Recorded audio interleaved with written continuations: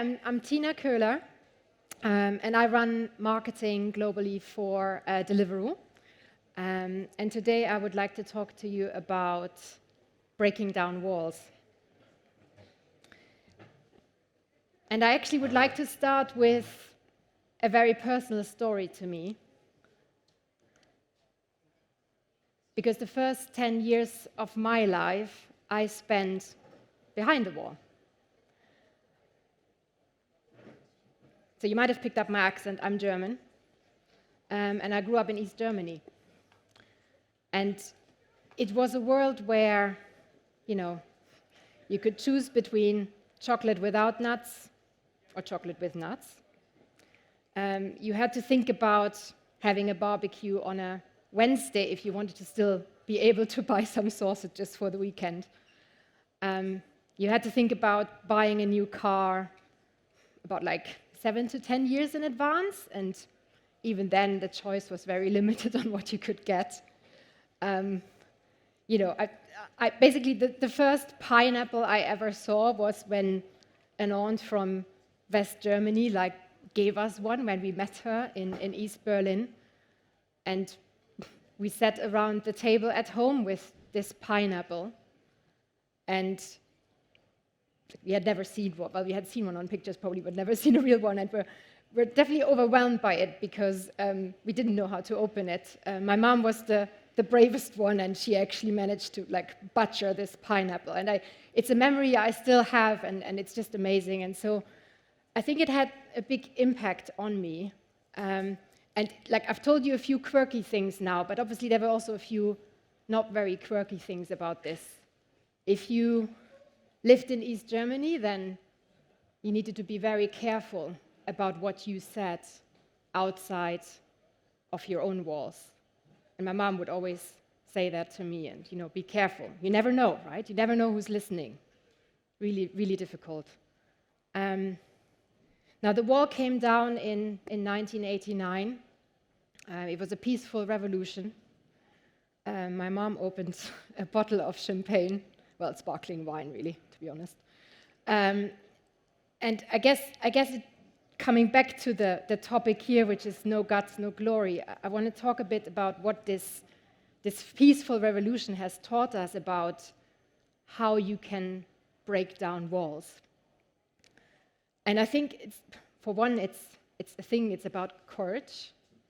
It's incredibly brave people who marched on the streets, thousands, hundreds of thousands of people who marched on the streets in Leipzig and then later in Berlin. And it was, given that whoever was listening, you needed to be very careful. That was a really brave act to go out on the streets.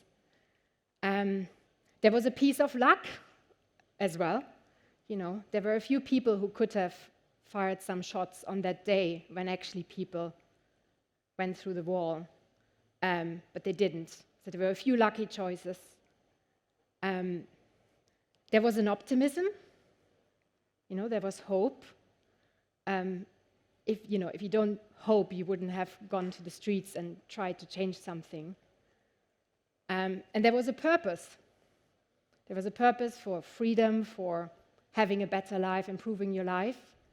And you could feel that, the people were shouting, we are the people was what they were shouting. We should decide, we are the people. So what it has meant for me is that, I wouldn't be standing here if this hadn't happened, right? I would literally be somewhere else. I wouldn't have met my British husband. It's an incredibly personal story for me. And I think it has shown me a lot of appreciation for disruption. So I'm going to take the arch to what I want to talk about today. So I've been at Deliveroo for about 6 months now. And I think I've seen different ways of how disruption can work. I've seen a lot of great things at Deliveroo. And I want to talk about the kind of culture we need to actually drive positive disruption. So I'm going to start talking about being the disruptor, right? Deliveroo definitely was a disruptor. A lot of the stories, by the way, I'm sharing are obviously not the stories that I have created myself from Deliveroo, because I've only been there for 6 months, but I think it gives a good insight into the company culture. So basically, who has ordered from Deliveroo in this room? Ah, that makes me happy. Good. Who's ordered grocery from Deliveroo? Okay, very good. Room for opportunity, I'll get to that later. So where did this all start? I mean, probably you all remember the time when you had this drawer with the various leaflets in it, and then you were trying to find the right one, and you had to call someone up, and they didn't maybe understand what you wanted, and maybe you got your order, maybe not. You didn't really know when you would get it. That was kind of the first wave of food delivery. This got better with the second wave, which was, okay, you actually have all the stuff online, and you can order it online, so it definitely removed some friction. But our founder, Will Shu, wasn't happy with that either, and I'm coming now to this point of like why he created Deliveroo, and it was basically that third wave that Deliveroo pioneered, which was the logistics-enabled marketplace. And I think it brings me back to having a purpose. So if you've ever heard Will Shu talk, and I have to talk about him because he founded the company, he just wanted to solve a problem. Like, he didn't create Deliveroo to make a lot of money and all of that. I'm sure he's very happy about it, but like, it's, that was not why he created it. And it's, if you meet the guy, like, that's so obvious. Like, he's just so passionate about food. And like back then when he founded it, he had been working as an investment banker. He basically needed long hours, as you can imagine, and he just wanted something to eat in the evening, and he didn't get what he wanted easily enough. And so he decided to fix that problem. And I think since then that's been kind of the passion. Fixing a problem, delighting customers, I think has been a big thing. And we're now a company that has about 8 million monthly active users. We're in 11 markets. So it's an amazing story. We founded in 2013. And the thing is that if you ever have the chance to be in the Deliveroo office, like, you can breathe that purpose. All our meeting rooms have names like avocado and sushi and ice cream, and there's always food in the kitchen, and we're basically a whole bunch of people who like to feed others. So, like, I mean, there's this whole thing about the Deliveroo stone that you gain when you start working there. I can definitely confirm it happens. Need to look into a gym membership at some point. But so that's what it is. But it's like, we want to be the best online food company. And if you have a clear purpose like that, the ideas come, and that's what really helps create the kind of culture you want. Where does this come from as well? Customer obsession. So I do want to talk about that. I having grown up at Procter & Gamble, this is obviously a massive deal. We used to always have customer research, look at customer data, and I think that one of my most memorable trips was to Japan, where I did in-home customer visits, so really this kind of primary research in these tiny, tiny Tokyo Japanese flat with these mid-20 kind of girls, and talking about hair removal products and about shampoo and things like that, and understanding that actually, for example, packaging for them was a big deal because they literally had no space because the kitchen was in the bathroom and it was all kind of one thing. And you can only grasp these things if you talk to the customer and try to kind of fix something for them. I think what is important, though, as well, is that they will not always tell you everything. Like, you, especially if you want to disrupt, you need to kind of read between the lines. So you can interpret their pain points or their sort of what would delight them, but they will not necessarily tell you that they need a product. I'm not sure that if you had asked a customer 5 years ago in the UK and you had asked them if they need groceries delivered in less than 20 minutes, they would have said this is absolutely needed. Now, if you have actually done it, you realize it's a great thing to have if you're missing your milk for the coffee in the morning, for example.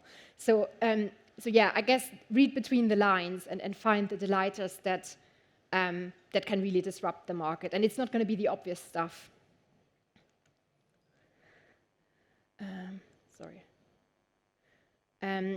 So what we did is for Deliveroo, what we did as well is we're in 11 markets, and one of the hypotheses we had is, do we actually have universal rituals related to delivery, to food delivery?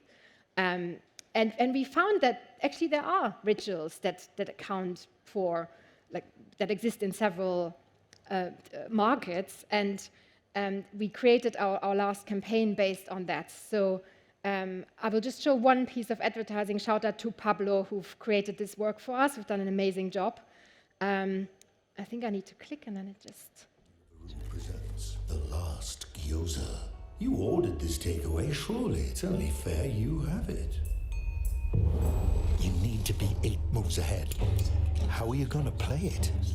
You know what you want to say. It's mine! But be cool.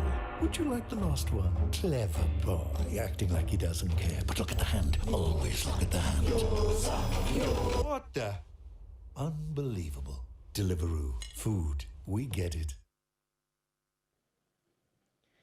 So this is the last gyoza in the UK.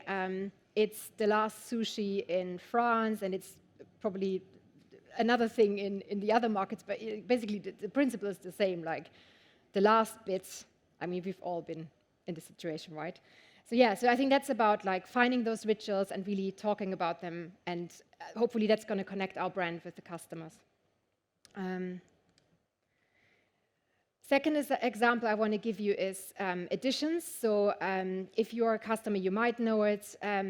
We operate as a company as a 3-sided marketplace. So there's the restaurants, there's customers, and there's the riders. Those are the 3 sides. And when we think about ideas and stuff to do, we basically think about the stuff needs to at least benefit 2 sides of our marketplace, right? In order to be valid and kind of follow through with it. And it's quite a helpful guiding point, actually, because you can sort of filter ideas that way. Now, Editions is, in essence, our Deliveroo dark kitchen model. So what it is where it came from was an insight from our restaurant partners that a lot of them don't have the space or kind of, actually the layout in their restaurants to do food delivery, or it's a bit clunky and, they kind of struggle with balancing serving dine-in customers and then also helping with delivery. So we knew at that point, I think, food delivery was probably 5-10% of their business or something. We then decided to develop a model where there's delivery-only kitchens. So they're fully tuned so that actually a customer can, that the rider can pick up the food. We support the restaurants in, having the right layout, having the right materials there, obviously all the kits they need to develop great food. And this was a major game changer for them, because it also means the restaurants can think about delivery as a separate stream and can optimize for that. So they can think about what is the right packaging, and they can focus their energy on that rather than trying to make it all work in one restaurant. So restaurant partners were really excited, but we realized also for the customer it's a huge benefit, because in essence we're a content business. Like if you live in central London, you have amazing selection of different restaurants, but if you live somewhere sort of more in suburban areas, there might not be that many restaurants directly in the delivery radius, right? Having a dark kitchen in suburban areas allows us to serve customers better content, better selection. They can, get Dishoom, even if they don't have one close by. Big fan of Dishoom, by the way. And what we see is that the ratings we get for those, they are the best ones on our platform. The delivery times are faster because obviously everything is much more seamless. So that's an innovation. We have now, I think, about 300 or so Editions kitchens, and huge uptake on the restaurant side, and really has enabled us to do lots of improvements to the CX. Another example, maybe a bit more marketing one, is thinking about how we can reimagine touch points. So in this case, you can see, I think on the left side, used to be a thing in the UK that you would have missing people on milk cartons, or milk bottles, sorry. We basically, Deliveroo thought about how can we how could we support that? Like Deliveroo is obviously a very local, hyper-local business, has an incredible coverage in certain neighborhoods. And if a person goes missing, the most important thing is that you spread the information quickly. Like the first 48 hours are critical. We have the logistics to do that. So we decided to lean into it and partner with the organization in charge of missing persons. And we basically put the missing persons images on our rider kit, which means we needed to make space for it, right? There was less place for our branding, but it was something we felt really strongly about. And I think we helped return 5 people to their homes. So it definitely worked, created a lot of additional traffic to the Missing People website. And it was just something where probably, there was some discussions around, is this okay? Like, what do we do about the brand? But this was more important, and it was something the brand could do, where the brand had a role. Now, I think next theme is more about, like, what do you do if your world is disrupted by something else? I haven't actually looked at the news this morning if Boris Johnson is still there or not, but like that, we can definitely say that change has been constant over the last, actually probably 3-4 years. Brexit, COVID. We're now all talking about a potential recession, and we see those changes. So I guess the one thing to know is that change will be there, and I guess my view is you might as well embrace it. Again, there's some cultural things you can have in order to allow that. So at Deliveroo, when the very first lockdown in 2020 happened, I think the change was within a day or so that the whole campaign changed. So originally Deliveroo was about, we deliver you this great treat for your dinner, or really convenient. And it pivoted from that to, actually, we're a national service, like we're delivering food to people. We also supported the NHS, giving them free meals. And it was a complete kind of culture change. And it required people literally to use their mobile phones to come up with talking about that to customers within days. And the fact that this was something that was possible was because everyone in the company kind of embraces change and just tries to make it work, I think. So it was a key inflection point for our category, but I think we kind of rode on the wave of it and acted in a very positive way about it. At the same time, there was obviously grocery was a big, everyone was trying to get slots. I don't know if you remember. I remember trying to get slots with online delivery companies, and it wasn't easy. And you had Ocado was down, and you had to wait to get your slot on the website. And again, for Deliveroo, grocery wasn't a very big part of the business yet, but they embraced it within months, onboarded new partners, provided the logistics. And yeah, it wasn't probably working perfectly, and probably still isn't. There's lots of stuff we still want to do better, but in that moment, it was exactly the right thing. It was what people needed, and there were enough people to kind of form a task force, drop their day job, and work on that, and just pivot. And I think that's a really good way to be opportunistic. And grocery is now a very important part of our business. We have a lot of amazing partners on our platform, but that was the inflection point. So I really liked it. Someone told me about this quote recently. I really liked it. Everyone's got a plan until you get punched in the mouth. I think that's kind of what I've been saying.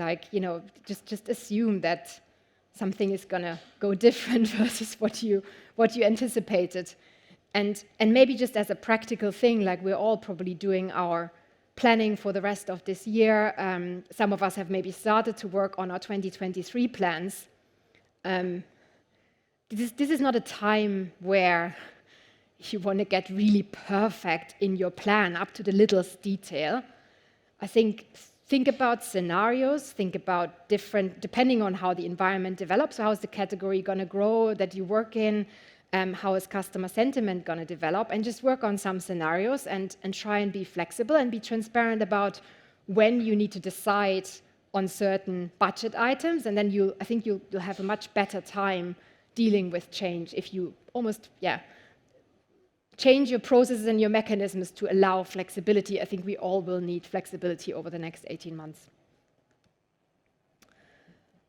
So talking a little bit more about the culture and kind of how you can enable that in your organization.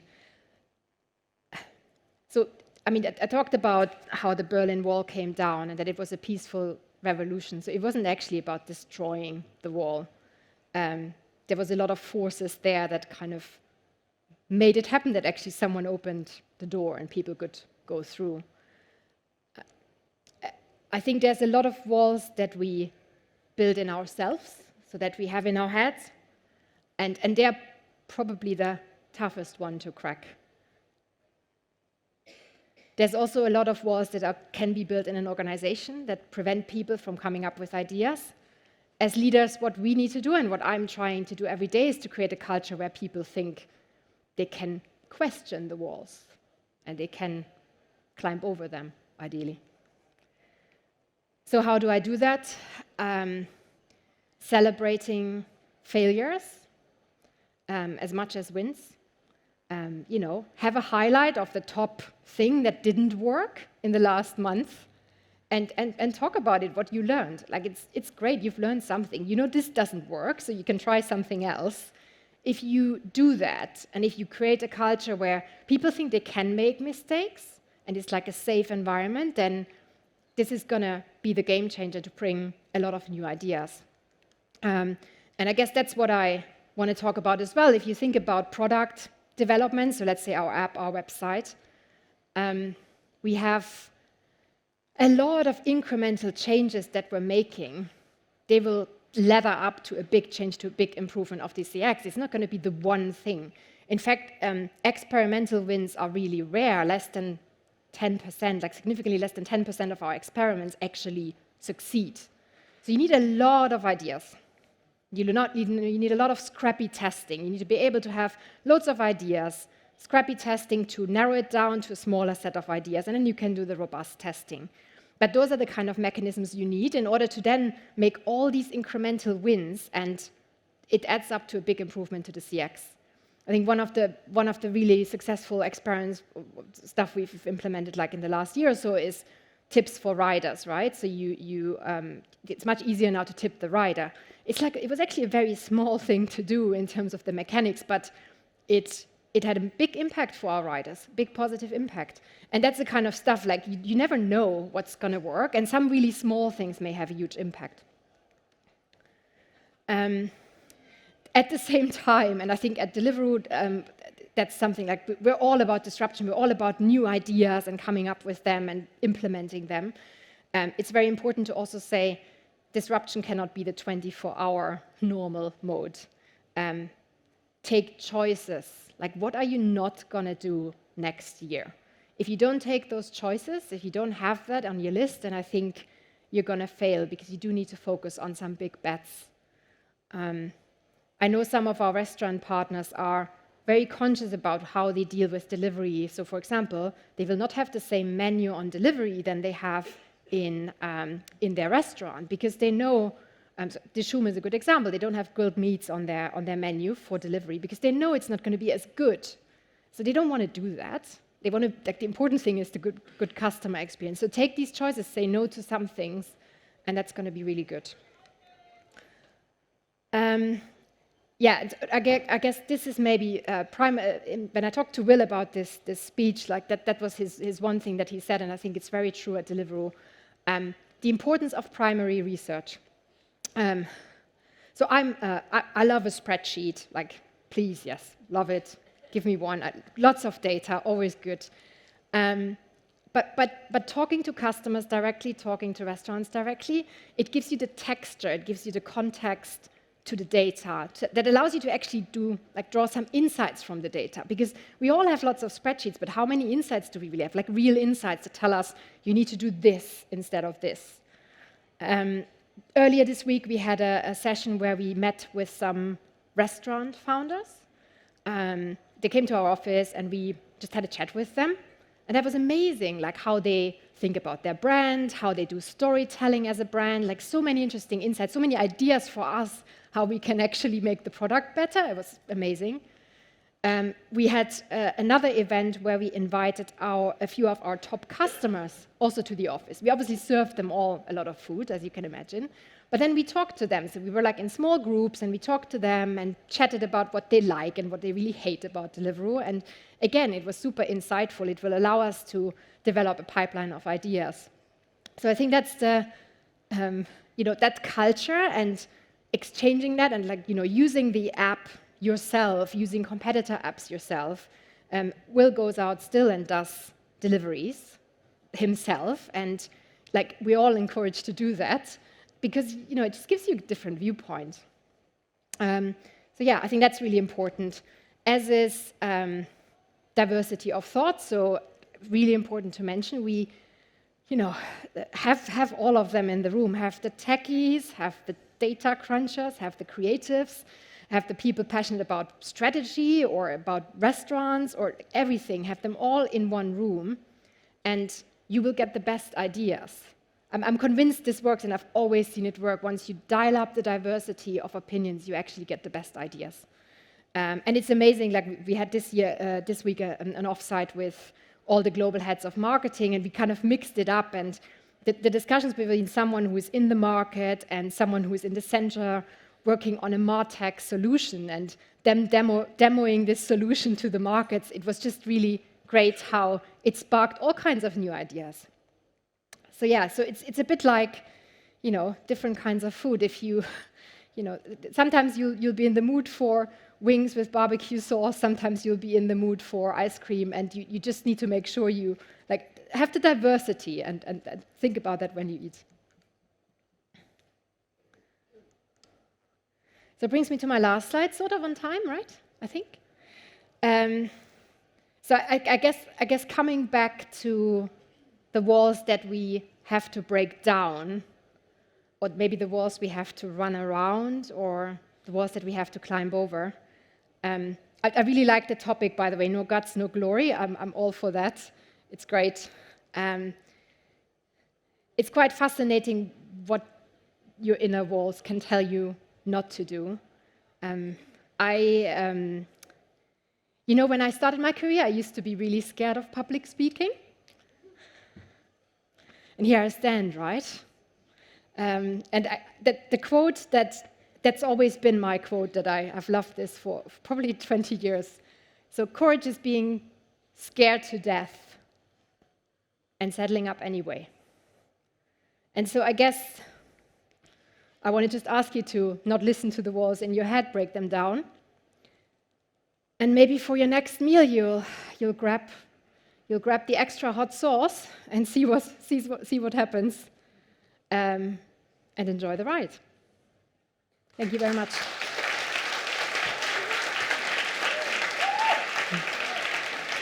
Thank you so much, Tina. That's really fascinating. We haven't got loads of time, but there's one question on here that I just love, and I actually want to know the answer to. Oh. I don't know if you're going to know it, but what is the creative idea behind the Deliveroo logo?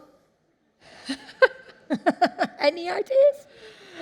The creative idea behind our kangaroo logo? I think it's why did we call Deliveroo?